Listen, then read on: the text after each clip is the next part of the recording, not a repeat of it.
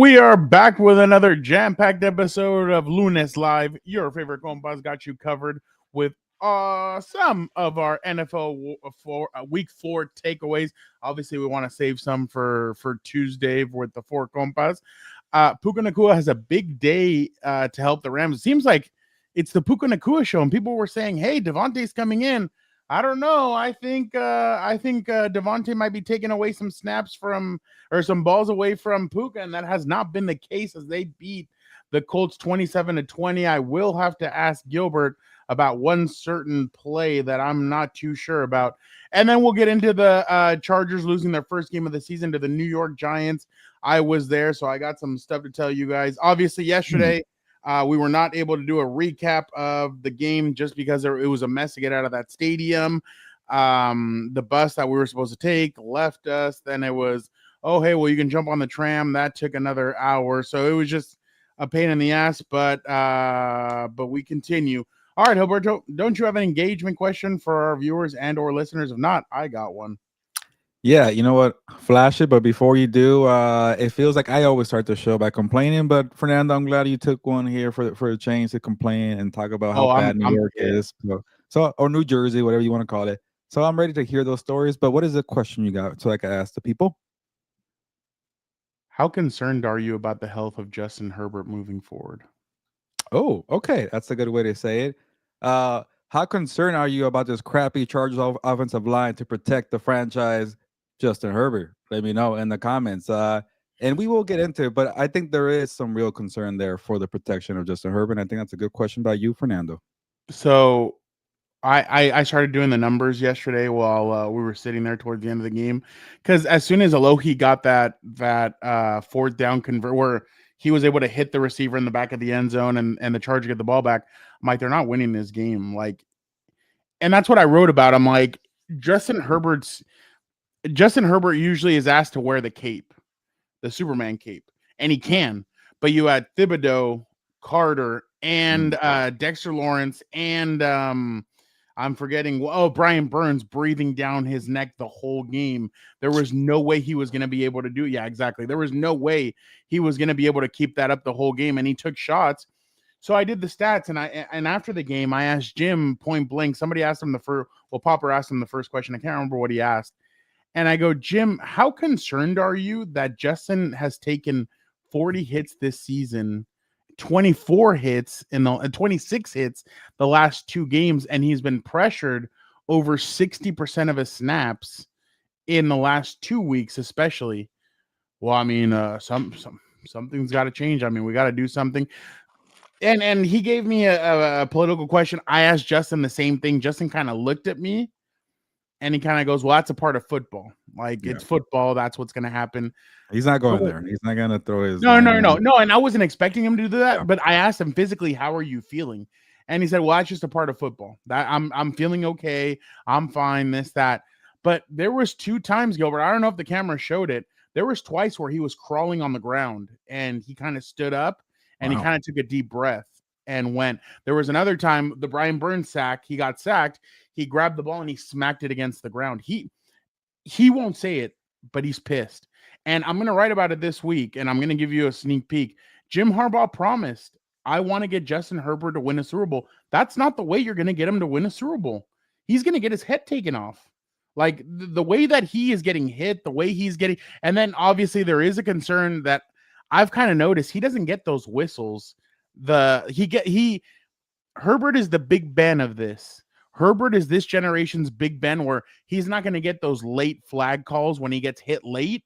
He's not going to get those because at any moment, Herbert could bounce off of him, take off running, and create a first down and create a highlight play. He's not going to get those calls the same way Big Ben used to not get those calls. But going back to it, and I'm not even going to go as far as the offseason, because in the offseason, everybody noticed, everybody knew at tackle you're set. It's the other 3 positions that you need to worry about. Yeah. They got one. They got Mekhi Becton. He had a concussion. Nobody could have expected Joe Wall to go out 2 snaps into the game. I put that first quarter for the Chargers was a Stephen King book. That's exactly what it was for them. And then in the third quarter, it was a Stephen King book for the Giants when Malik Neighbors went down. And it's funny because, well, not funny, but Joe Alt he wanted to stay in the game. And I wrote about it yesterday, and somebody's like, "Are you sure?" I'm like, he was waving it off. He said, "Don't come in here. I'm okay." Obviously, he gets taken out. But just to go back to the Justin Herbert thing, you're going to face more talent in the next couple of weeks. The Commanders have a great they have a good pass rush. The Dolphins, I know the Dolphins are bad, but they have a very good pass rush. You're going to face the Colts. The Colts have a good defense. They have DeForest Buckner. You're going to face a lot of talent coming up, and that's the problem. And like Derwin said after the game, we should be talking about Tuli Tuipulotu having 4 sacks and Omarion Hampton having a breakout game. But unfortunately, that's not what they're talking about. They're talking about the offensive line. Gilbert, my final point. This is the thing, too. They're not going to – Michael Hart, thank you so much for hey, Michael, that was a great atmosphere. Your team brought it yesterday. It was so exciting to hear the way Jackson Dart got cheered. And then when Russ came in, they booed the shit out of him. It was hilarious. But, Gilbert, there's no easy fix to this when it comes to the offensive line. Like, I know people on social media are freaking out, and they're like, we need to make a trade. Yeah. You can't make a trade. Who? No. Everybody still believes that they're in this. Even the 0-3 Giants yesterday, they believe they're still in this. A lot of teams still believe that they're in this. The closest that you could probably get to making a trade is late October after that Vikings game. Is probably the earliest you're going to be. Oh, shit, and you play the Vikings also. Yeah. So there's a lot coming up. I don't know what they're going to do. They don't want to run the football. I don't know what's up with that. They've refused to run the football in the first 4 weeks of the game. And Omarion yesterday on 12 carries had 100 and almost 30 yards rushing. That was great. But I'll give it up to you, Gilbert. But I just, this isn't the Greg Roman, Jim Harbaugh style of offense that I've seen. I don't know if they're trying to say, hey, we have Justin, let's force feed him, let's have him throw. Yeah. But that's not working. I mean, it is working because you're 3-1, but it's not working because he's getting the crap beat out of him. But Gilbert, and Jim said, changes are coming. I don't know how much I believe it, but Gilbert, let us know what you think. There's a lot for me to touch on there, and because I'm in agreement for the most part also. And you came ready, Fernando. You came with a bunch of good points that I've been thinking about for this team here. And and I'll start with the coaching. I think part of it is that Greg Roman and Harbaugh built this scheme to finally unleash Justin Herbert. And then it's like, crap, all these linemen are getting hurt. Rashawn Slater got hurt. Joe Alt got hurt. Mekhi Becton got hurt. We already knew about the other spots being a little shaky, but when you got guys like that, for the most part, you can hold up. And I'll even criticize myself a bit for praising the Chargers, but not thinking too much into the offensive line. But Joe Alt was playing so well that he was masking a lot of the issues. Like he was holding up this patchwork offensive line, and then you just lose back then, you lose all, and it just all came crumbling down. So, part of me wants to be like, okay, it's still early in the season, and maybe the coaching staff doesn't want to go away from what got them to 3-1 or 3-0. They don't want to tweak too much. Also, that having guys like Joe Alt trying to go back on the field, it's week 4. You're gonna be okay. You're gonna survive. So I'm not trying to have people panic here. Yeah, no, I agree. But the O-line is going to be lasting implications. And you're right, Fernando. There's nothing out there on the trade market. And I just started doing my research on the trading block because I got to do a bunch of stories at SI for the November 4th deadline. And I'm like, who's going to give up linemen? Even the teams like you mentioned, the bad teams. Good linemen just don't become available. If you're Cam Robinson, you've been traded twice in the past year. That's a big red flag there. You're just not that good. And all you're good enough is to make you last through an injury wave. That's all these linemen who are available are worth for. Like they're, over the hill.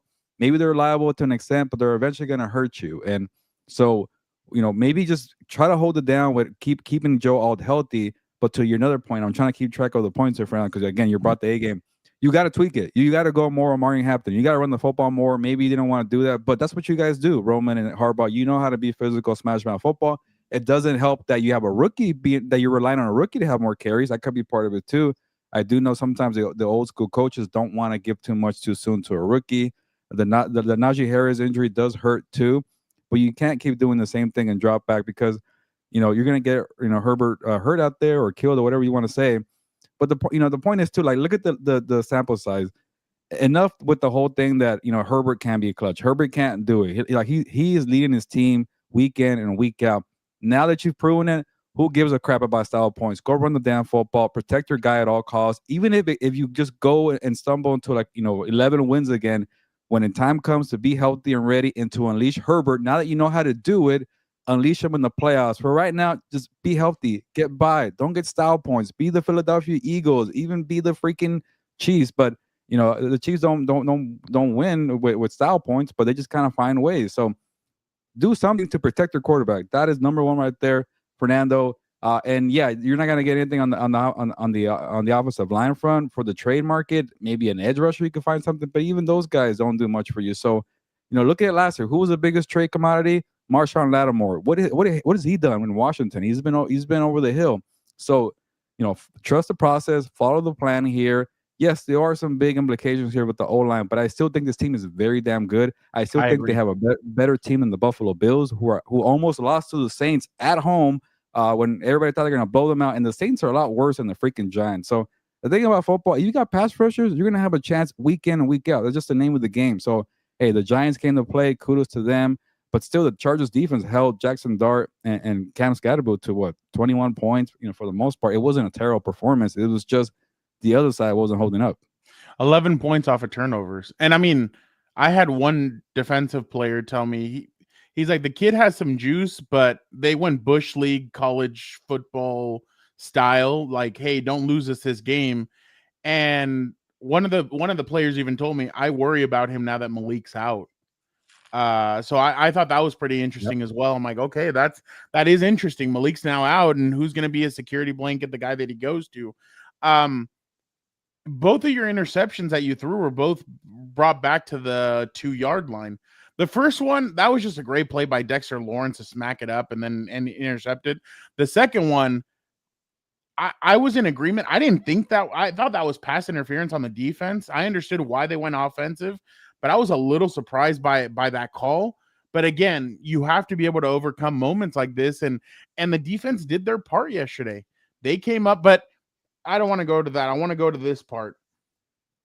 If what you need to do is go quick, you have 2 great receivers to go quick. 3, not 3 great. You have 2 solid receivers that you can go quick with when it comes to Keenan Allen and Ladd McConkey. You want to add a third? Trey Harris is probably pretty good at quick boom, boom. Quentin's I think that's where Quentin struggles with his game, the quick stuff.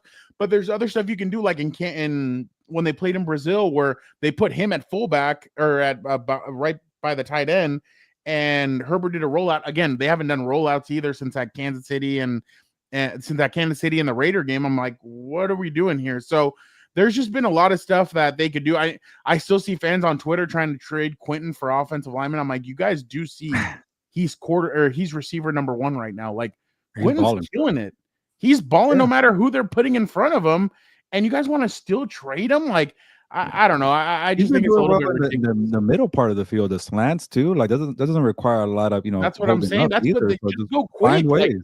Yeah. Exactly. And last point, Ladd. Everybody's worried about Ladd. I think he's going to be fine. I think I saw a stat right now. ESPN says that he's the 4th best receiver at getting open.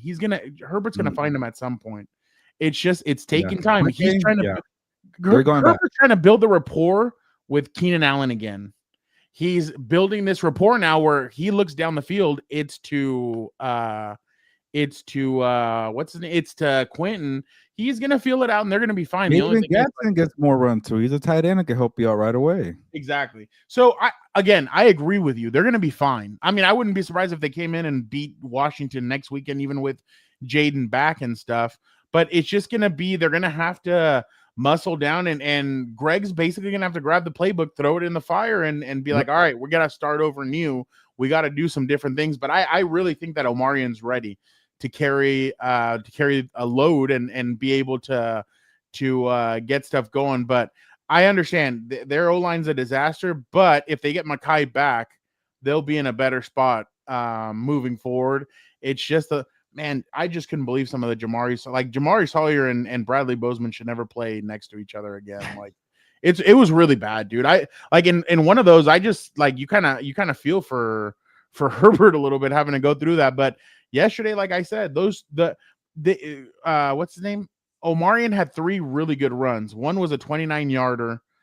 The other was an 18-yarder. I don't know if you saw Gilbert. He carried two corners on his back, Yeah. and it was only a 3rd and 1. He got 18 out of it, and then he had the 54-yard touchdown. That actually Trey Harris came into motion. He hit a block, and thanks to that, Omarion was able to get there. But again, I'm not concerned about the rest of the team. The offensive line, obviously, you are concerned, but I still think this is a playoff team. I still think this is one of the better teams.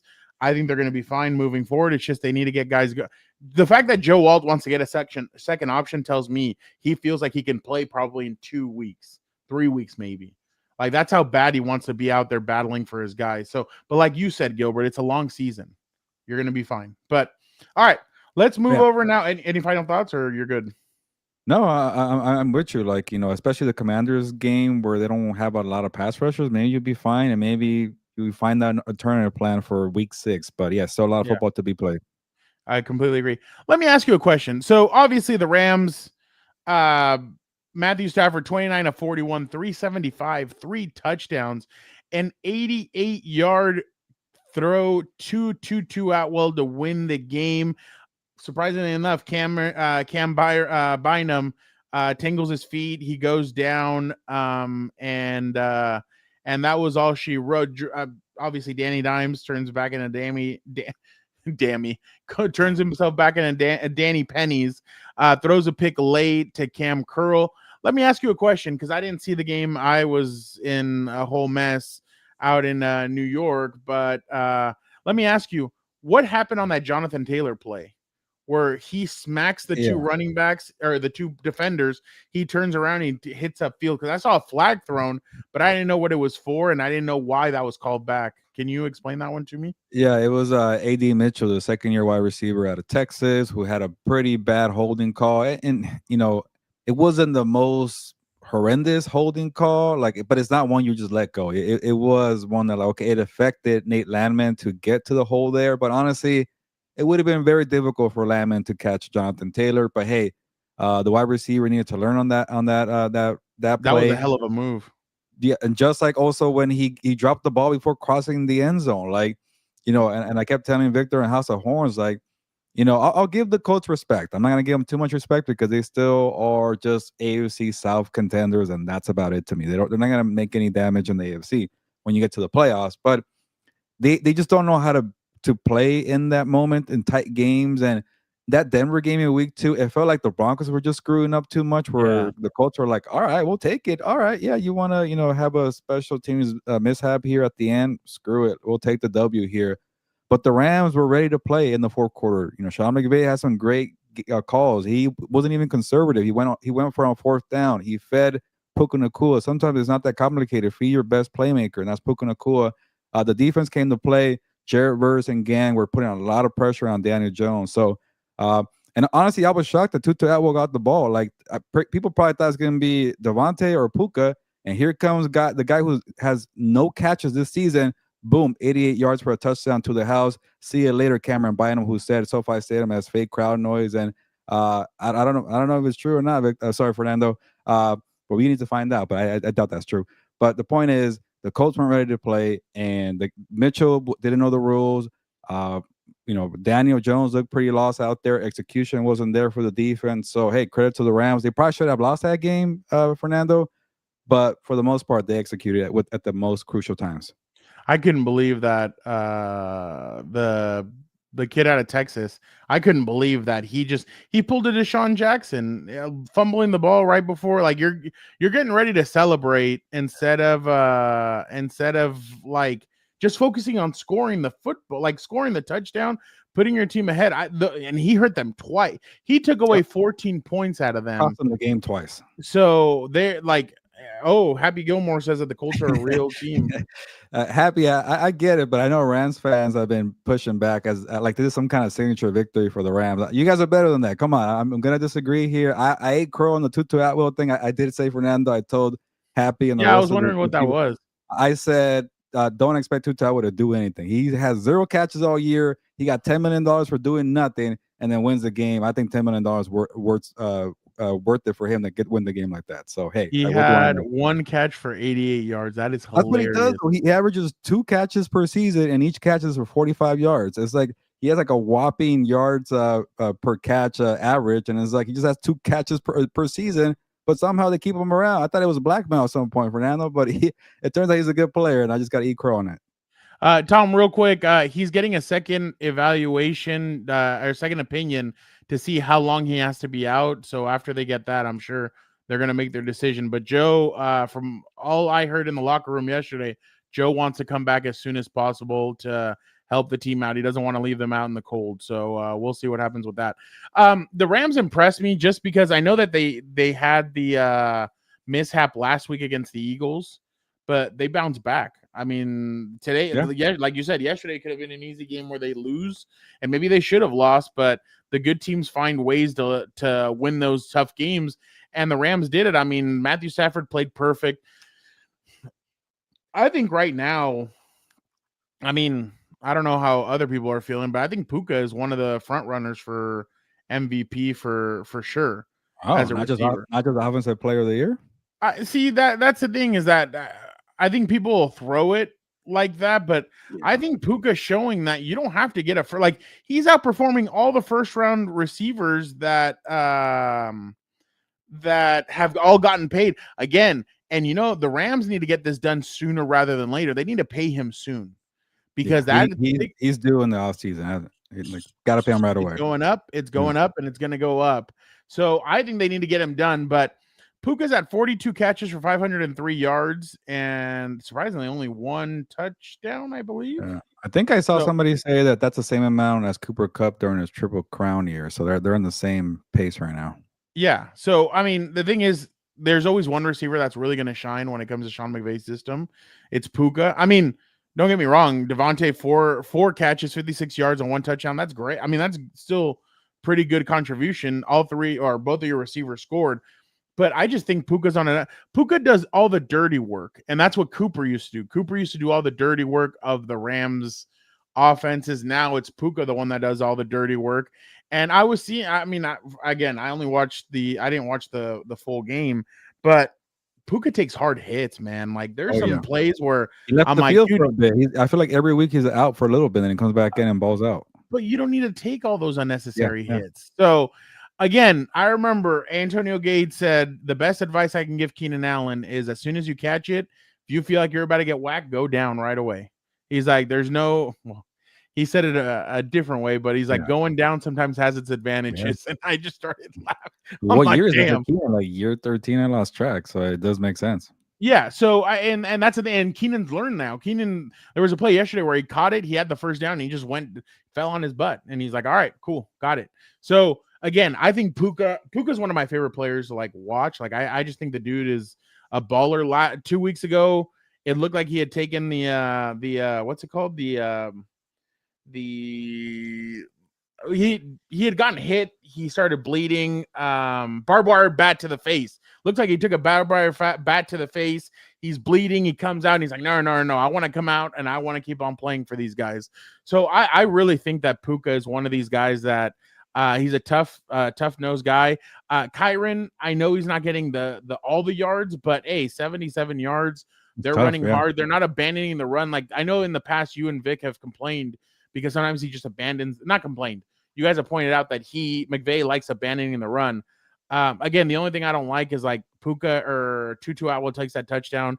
He like starts celebrating and he's like one of the boys. And I'm kind of like, okay, dude, that's a little excessive. But because like he's like fist pumping and doing all this.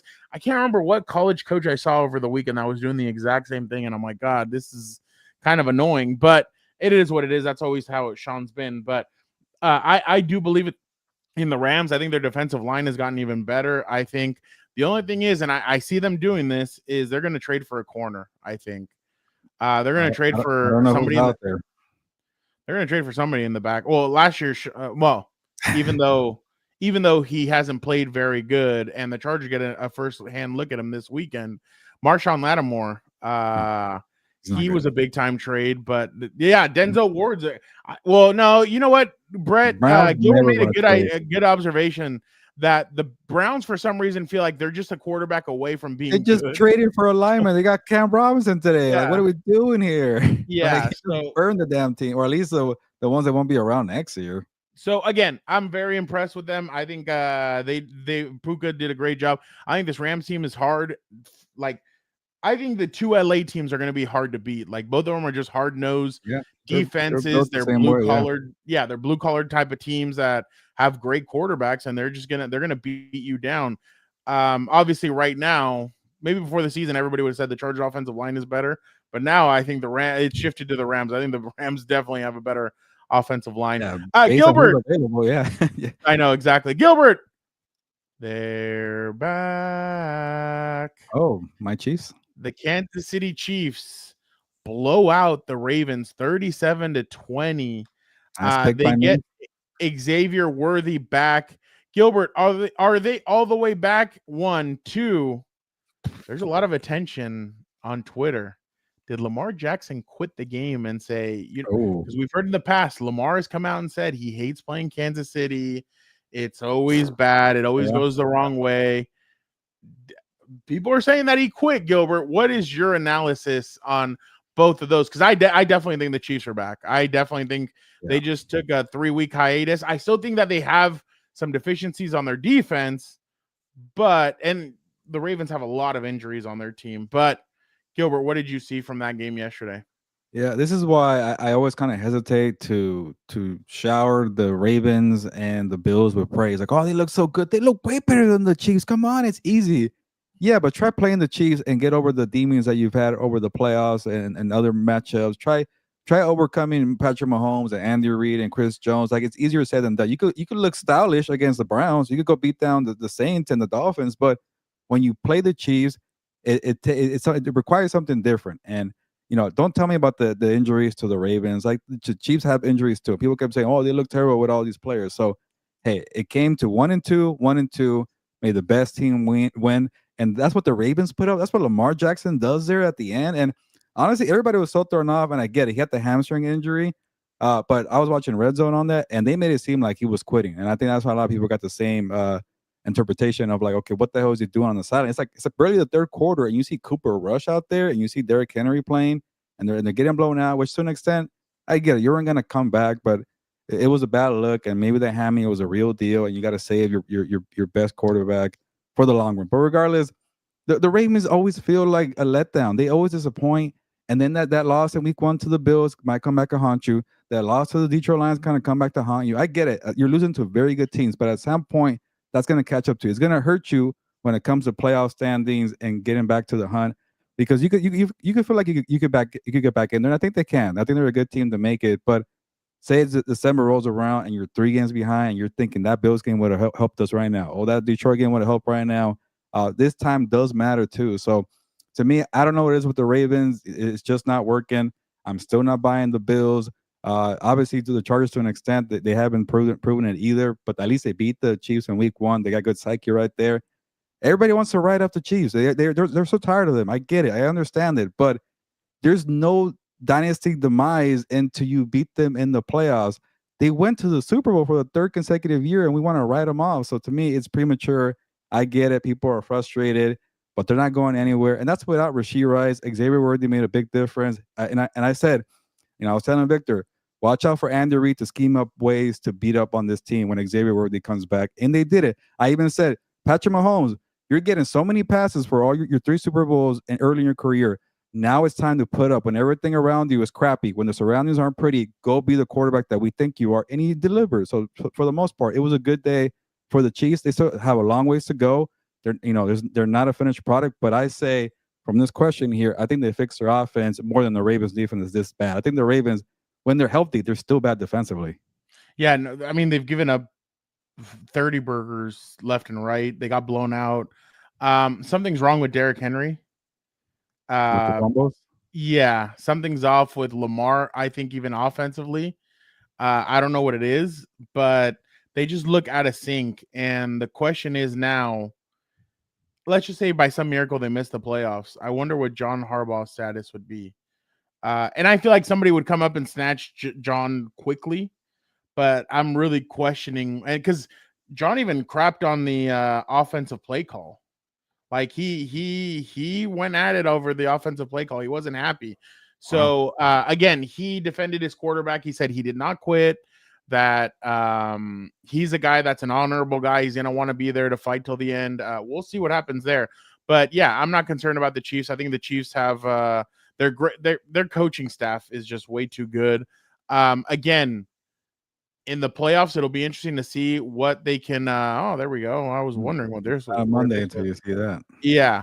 So I honestly, I just wanted to see where they were going to be at, and now that I've kind of seen it, I'm like, okay. I'm like, yeah, they're going to be good to go. So, again, teams just they're gonna have to win. The game that I'm really interested in, Gilbert, when it comes to the Chiefs, to see where they're really at, is that Lions game. That Lions game is going to tell us a lot about where Kansas City really is. But the thing, Fernando, like we mentioned last week, the AFC is so overrated that they don't have to deal with the Eagles or the Lions to get to another Yeah. Super Bowl. Like, Yeah. I get that the Chargers might have a better team this year. I get even the Bills offensively are better, but I don't think the Chiefs are big underdogs against those two teams. Like the No. Colts, the Colts, yeah, we want to make them a thing, but they're not going to be a No. thing against KC. If the Ravens somehow make it back in, the Chiefs have their number. Say the Broncos get in, like big whoop. Nobody's worried about Bo Nix. It's just every year it seems like the AFC there's a path for the Chiefs to get there. Until somebody beats them in the playoffs, I'm not gonna say the sky is falling. The Eagles have their number. I'll say that they beat them up twice in the past year, but the Eagles reside in the other conference, so they're gonna be okay. I'll tell you one thing though, their pass defense, and this is why Lamar struggled. Their pass defense is where I think they can be had. That's where they can be had. So that's why I'm interested to see with this new. I know I'm getting going, Fernando, but like, but Buffalo. imagine you're facing the Bills and like, oh, here's Khalil Shakur and Keon Coleman. Like, what a big challenger for the Ravens. No, I agree. I agree. Secondary. It's just like matchup wise, it doesn't look that difficult for them. But if you, I get it, if the Chargers offensive line is healthy and you get Herbert at his A game, that's a problem. But other than that, that's why I told you I believe there's it. only one team that can be, and I'm not trying to be a homer or anything, but there's one team we haven't seen them against in the playoffs. We have not seen them against one team we've seen what they've done to the Ravens, we've seen what they've done to the Bills, we've seen what they've done to the Texans are another team that have played them a couple times and they've been on the road. They always lose by 10. I know. So I'm interested to see what that looks like moving forward. But yeah, no, I definitely think Kansas City is back at it. Real quick, 40-40 tie on Dan and I couldn't go to bed until 12:30 at night. Yeah. What did you make? Is it like kissing your sister, or what did you think? That's what I thought Jerry Jones was gonna say, but then I'm like, Jerry's the ultimate. Like, did you hear what he said about Dak and Micah? Yeah, and I honestly, it's so weird, but I'm kind of buying his crap. It's like he's like a carnival barker. He's a boxing promoter, and they kind of get you to think about like, yeah, Dak is more important than Micah. Like he's a quarterback, and to his credit, he was on his A game against the Packers defense, who we anointed way too early. But you could tell in his face he hated that tie. He was scared for his life seeing Jordan Love throw that pass and maybe get a touchdown right there. And honestly, maybe it should have fell and dropped with the clock hitting zero. But he was ready to celebrate. He had to find some kind of spin, some narrative, and I'll give Jerry a lot of credit, man. He always talks to the media. He doesn't shy away, good or bad, and he always finds a positive spin. I get it. It's delusional. It's weird, but I got to give the credit to that guy for something. Like, he builds good businesses. He builds good drama. He builds good talking points. But let's face it, you traded Micah Parsons. That's a bad look. Maybe you turn those second round picks into something. I'm trying to find the positives here for the Cowboys. I think the offense is good enough to make them a wild card team. If they go call Miami for Bradley Chubb or Jalen Phillips, maybe they get by to be a 7 seed, but that's all you're going to be. And I think to Jerry, he's going to hang up a banner saying, tied with the Packers, made the playoffs after trading Micah Parsons. That's all he cares about. It's a good enough win, and in his mind, it's good. But I hate ties. I hate watching them. I kind of was like hoping somebody would win that game. But to Jerry, he found some kind of prize there. Yeah, go ahead. Like I told you, they did not. They were starting to replay. Remember, they got close. They were at 3 seconds. The ball, or he threw the ball at 2 seconds left. It hit the receiver's back at 1 second, and then they went back because they were going to kick the field goal. I'm like, all right. Can you not challenge that or how the clock moves? No, they can't. I don't think they can challenge that. But again, just real quick, I thought it was a good showing by Dak. The only thing is, I knew Micah was going to show his ugly face at one point, and it was at the end. On that second down, he gets that sack on him when everybody thought Dak was going to walk into the end zone. So, but good showing by both teams. I think we saw more from the Cowboys than we did the Packers for sure. Yeah. All right, real quick, Vic, you have one question to get Gilberto out of here. One question, Vic, that you want to ask both One of question, huh? Let me see what I have here. What would actually let's just talk By about the way, I saw what that guy commented on your post when you're like Bad Bunny. Yep, that's what Super we're Bowl gonna go with. champion. I What? started. He's a Super Bowl halftime. I started laughing at that. I've gotten a lot of nasty comments ever since, but yeah. Yeah, and that was expected. Not So what surprised. let's kind of have a discussion here, a quick discussion. What does Bad Bunny performing at the Super Bowl mean for the culture? Yeah, honestly, do me a favor, check out my story at si.com. Oh, you wrote something? I wrote about Yeah. Bad Bunny being the performer at the halftime, and Good it job, wasn't an SI. You have one, so he could write something about it. yeah. I So love that's it. the thing, it's not an easy write because I also don't want to come off as like, oh, the only Latino who could write about this. But obviously, I know the topic very well. I know the meaning Yeah. of him being there, the importance, and there are people are going to criticize me. They're going to call me a DEI hire. They're going to call me whatever you want to call me. But I felt the need to explain why you shouldn't care about Bad Bunny. It's okay if you don't like his music, but maybe it's okay to explain that there's a lot of importance here. It means a lot to a lot of people. It means a lot to people who speak Spanish or are immigrants or Latino background. I don't think it matters where you come from, but I think to me having somebody who's a little different, and it's okay to say, hey, we don't have to all have the same music taste. We don't have to all speak the same language. Like, hey, this guy's a superstar. He's a global icon. It's okay. Just like people didn't like Kendrick Lamar, or people didn't like Coldplay, or Bruce Springsteen, or Prince, or Janet Jackson and Justin Timberlake.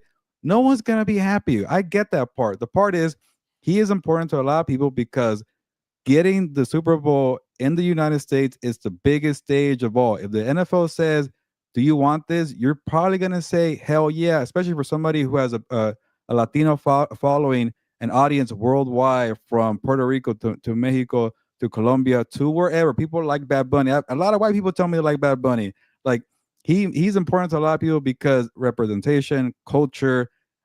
This climate right now doesn't make Latinos feel welcome because of everything. I don't want to get into right now because I got it going. Read the story at si.com. I try to touch all the topics here, the reasons why people don't like Bad Bunny, and I'm trying to explain why it's a good move. And not even just about my preferences and what people like. It makes sense for the NFL. You don't want to talk about politics or where you grew up. I get that. But how can you be in Ireland, Germany, Spain, Brazil, and then, hey, let's just have a bunch of American artists on here? And I get Puerto Rico technically the US. I get that. But the audience that he reaches is worldwide. You can't send our best players to Saudi Arabia to play flag football to promote the product, and you just care about one type of music. It has to be diverse. It has to be different musical acts. You want to grow the game. I honestly don't even care the NFL care. I don't think the NFL cares about the type of music or how to grow the game. All they care about is dollars. And Brazil said, you know what? You want to come back? Here's more money for bringing the game back to South America. That's what they care about. They care about money. It's not a political move. It's a smart move. It makes sense. It makes dollars. And for us people who do like the music, it means a whole lot. There you go. There you go. Fernando. Well, Carol G did the halftime show of Yeah, People lost their minds. I still haven't seen it. I need to watch it. I was at Oh, the yeah, end. It wasn't yeah. even that bad. She didn't do anything like provocative or anything. She was just playing Spanish Why music not? that people Should've. never. I know, but I remember hearing people say like, "Is that Shakira?" Like I can't even like, who is that? I don't Oh, even that know was who that is. so, this is the second time Bad Bunny is going to be at the Super Bowl halftime. She He was was a there part for. of Sorry, he was there for the J-Lo one, right? Or Shakira J-Lo. Yeah, he came out for a forgot couple about minutes. that. Yeah. I mean, I'm excited obviously because I'm a huge Bad. I mean, I've been to his concert in San Diego. I think he's great. I think people are going to complain about anything. Like I've been noticing that people are like, my guy is an overrated wrestler. I mean, the internet's just like a very toxic place. So I'm actually interested to see the way he's gonna the whole dynamic because it's obviously outside. The last time I saw his concert outside, like he did a crazy ass thing where he jumped on a cloud and he came all across like the whole stadium. He went over and like was near fans and everything. So I'm actually interested to see the way they're gonna do this. And then the greatest part is like with us, Bad Bunny gave us 3 hours. I wonder how he's gonna be able to put a 2-hour show into 15 minutes. I think that's always very interesting to watch. But I'm excited to see him. I want to see what he says. But obviously, the thing that people get frustrated at is that ever since Jay-Z took over, like they're getting people that like nobody like the demographic that everybody thinks is the demographic that watches the NFL, white people.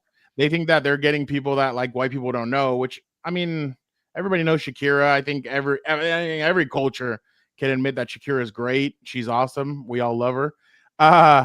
But I mean, who was it last? Kendrick Lamar, obviously.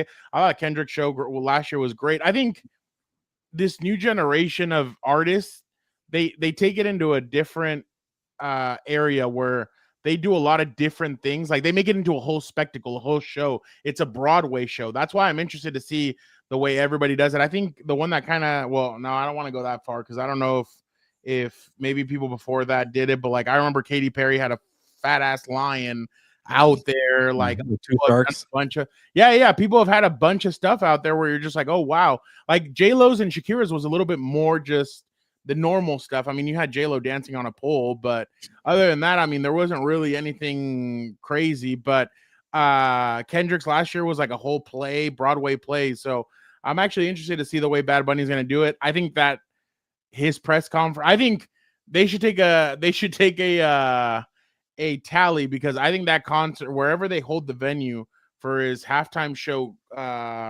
press conference, that thing is going to be packed up the wazoo. Like this year, it was pretty packed for Kendrick, but I think it's going to be even more packed because if you notice, Gilbert, Mexican media or Latino media is very well represented during the Super Bowl. I mean, how many times don't we meet a bunch of Spanish speakers, whether they're from Spain, whether they're from different parts of the world? So it'll definitely be interesting to see. But yeah, no, I'm excited to see what Bad Bunny does. I know the problem is that everybody heard it was Adele, it was Taylor Swift. Yeah. I think somebody had said Sabrina. I had seen some posts about Sabrina Carpenter. Then all of a sudden you flip and you go to Bad Bunny. So, but I'm excited. I'm excited to see what he's gonna do, and I can't wait to see what songs he throws out there. So definitely excited about whatever he throws, whatever he puts together, and I can't wait for that press conference. That's going to be a lot of fun to see what he says there. So yeah, interested. Can't wait.